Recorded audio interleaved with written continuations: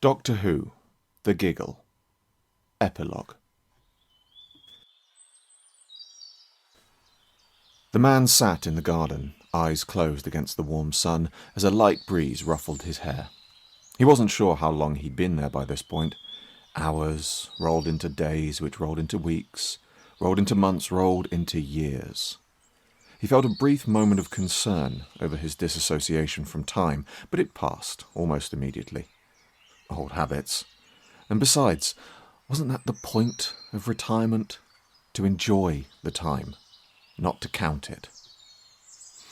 And he had enjoyed it, staying in one place, staying still. It had been a strange concept at first, one that took some getting used to.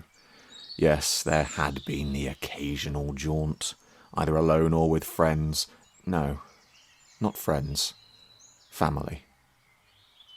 But the universe seemed to understand what he needed now. Gone were the days when he blundered into trouble, or trouble seemed to blunder into him. Gone were the days of looking for trouble.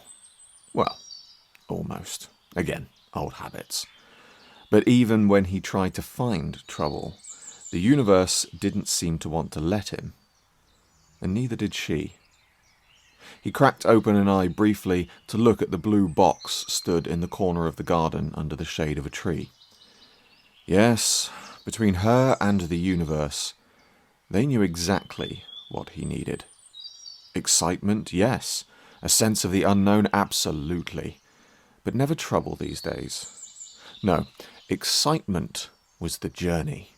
The sense of unknown, a new world to explore, people to meet, horizons to chase.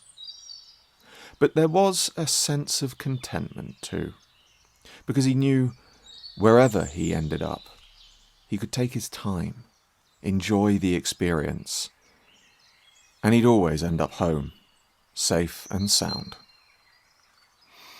Home. Even that concept was initially daunting. It had been so long since anywhere that didn't move was home. But home wasn't just where the hearts were. It's where you had somewhere to belong. And he knew, from that first day, he belonged here. He felt something moving by his foot and looked down to see a mole scuffling around his chair. It stopped and appeared to look up at him.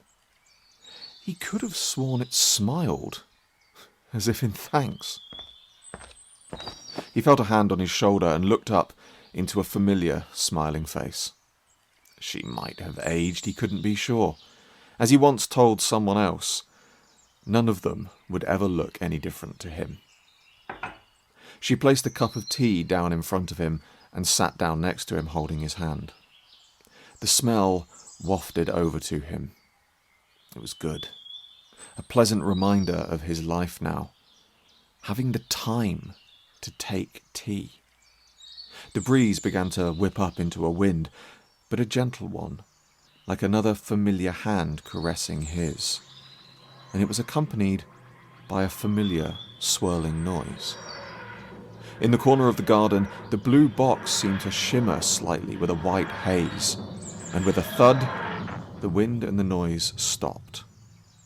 He couldn't quite explain why, because it didn't look any different, but the box seemed more complete than it had before. The door opened and a man stepped out, a dazzling smile across his dark face, his coat lightly fluttering in the breeze. He knew who it was. He remembered their first meeting. The shock of his appearance, the tenseness of the game that followed. But most importantly, he remembered the words that he'd said to him. "I've got you. It's okay. I'm here." And now here he was. He knew what that meant, but he wasn't afraid. He knew everything was going to be all right now. Contentment. The not-so-newcomer walked over to them.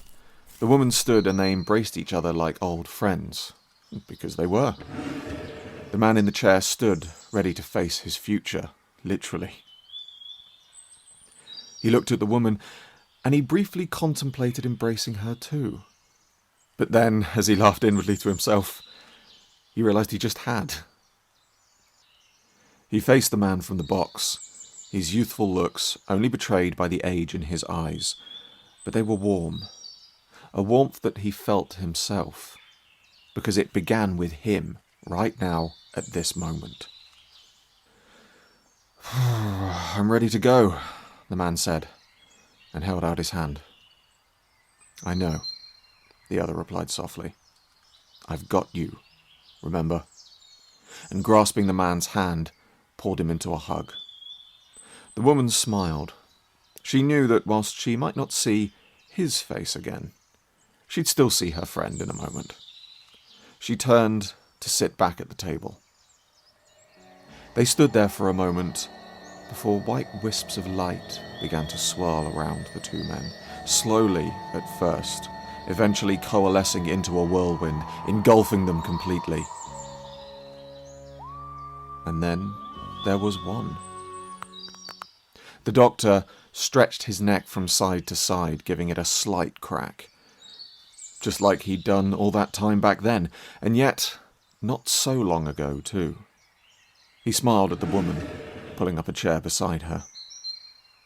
The family would be home soon. It felt like years since he'd seen them, and technically it was.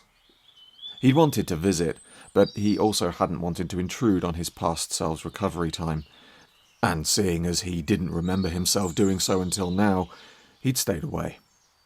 Time heals all wounds, after all. He raised the mug of tea, and the smell evoked a memory in him. It reminded him of his life back then, like a sense of yesterday. But now yesterday was once again today, and tomorrow would bring new adventures. But in a way, here, today, sitting in this garden, a fresh mug of tea, waiting to see the family. This was also a new adventure. At least for this face.